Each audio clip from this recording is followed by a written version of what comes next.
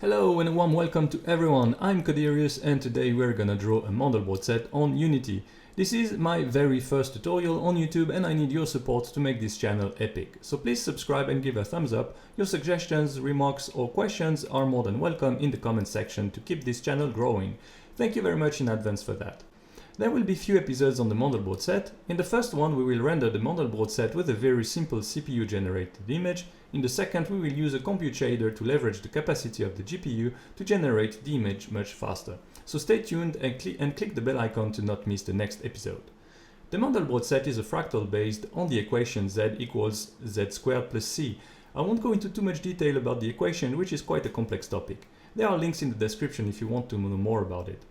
To keep it short, the previously mentioned formula z equals z squared plus c is applied on each point of a defined region in the complex plane. The complex plane is nothing else than a two-dimensional plane. The formula is repeated with the x and y coordinate of the pixel as parameter until the maximum number of iterations is reached or when the sum of the x coordinate squared and the y coordinate squared is larger than 4. It will be easier to get the representation in the code later on.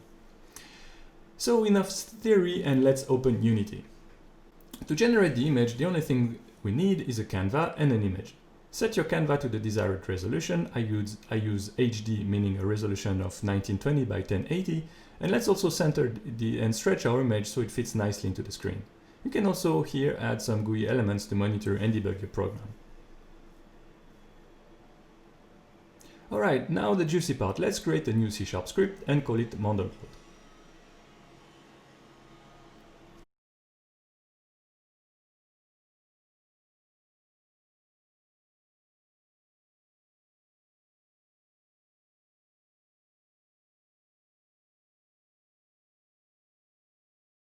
Firstly, let's define some variables. We need a height and a width for the image and the starting point in the complex plane.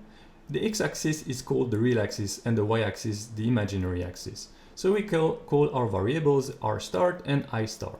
We can also set the maximum number of iterations for a Mandelbrot function. The deeper we are in the fractal, the more iterations are needed to have a clear picture. Let's also have a zoom variable which we will use to define the strength of our zoom when we zoom in and out. Okay, now we need objects to render our image. Firstly, let's have a texture 2D to render the Mandelbrot set. We will use it to feed the sprite of a standard image. And let's make that image public so we can link it in the Unity interface. Alright, now that we have set up the environment, let's create the main Mandelbrot function, which will return an integer corresponding to the number of times the iteration was run on each pixel. It takes the x and the y coordinate as parameter. This is a very basic form of the Mandelbrot escape function, and it can be optimized for better performance. First, let's define a variable to store our return value. Then we can create our z variable using the complex number library and instantiate it with 0 values. The loop starts, and that's where our famous formula appears, z equals z squared plus c, where c is the complex number representing the x and the y coordinate of our pixel. We use the absolute value of the complex number to calculate its distance to the origin and check that it's not larger than 2. If the number is larger than 2, we exit the loop and return our number of iterations, as the number of iterations is incremented by 1.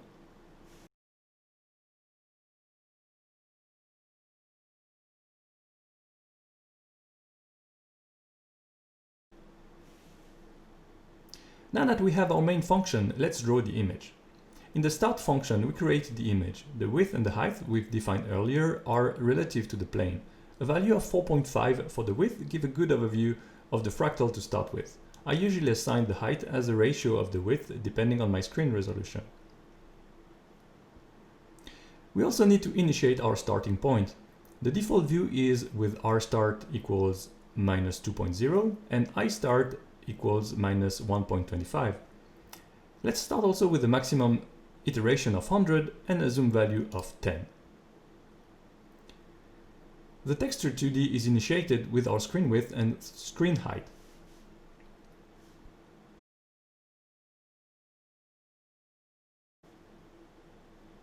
Before we move on to the next section, we need a coloring function. This one is from Fractal and explained on Stack Overflow. There is a link in the description. I will just do a copy and paste here. Without going into too much detail, the function takes the modulo 16 of the number of iterations and assigns a color to it. The coloring function is quite important though, as it will be executed on each pixel and can significantly increase or decrease the performance of your program. Finally, we can loop through the pixel of our image and color them one by one. Each pixel is set individually with the setPixel function, using the x and the y from our loops as parameters. The color is defined by our main function. This step could be optimized by using a color array and copying the array at once using the setPixels with an S function. Optimizations will be covered in a separate video.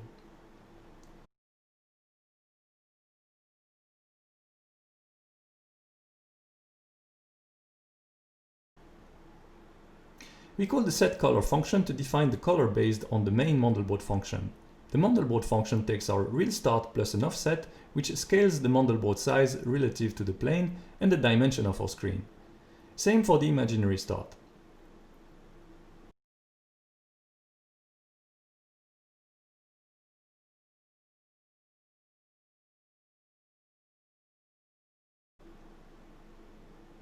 Do not forget to apply the change made to the texture 2D. Lastly, we set the texture 2D as the sprite of our public image.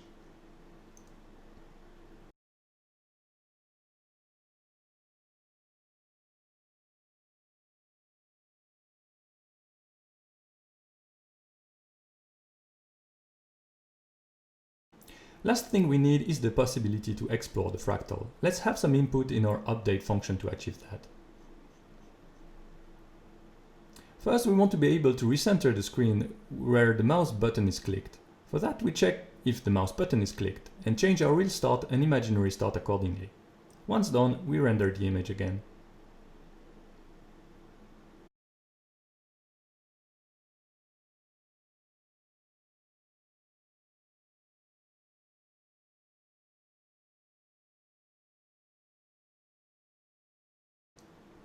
We also want to zoom in and out. For that, let's check if the input mouse scroll delta is different than 0.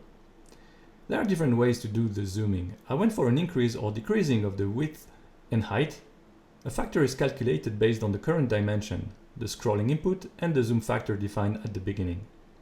We apply these factors to the width and height as well as the real and imaginary start.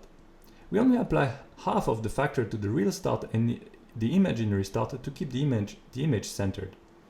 Once done, we can render the image again.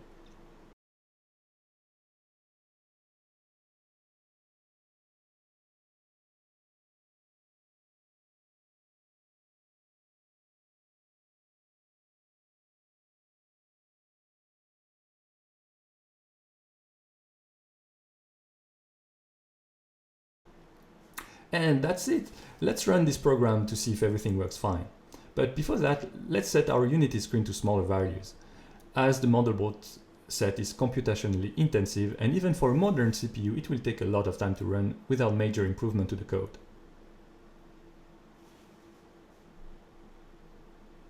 As we see, it runs very slowly. We will speed up the rendering in the next video by using a compute shader and optimizing the code.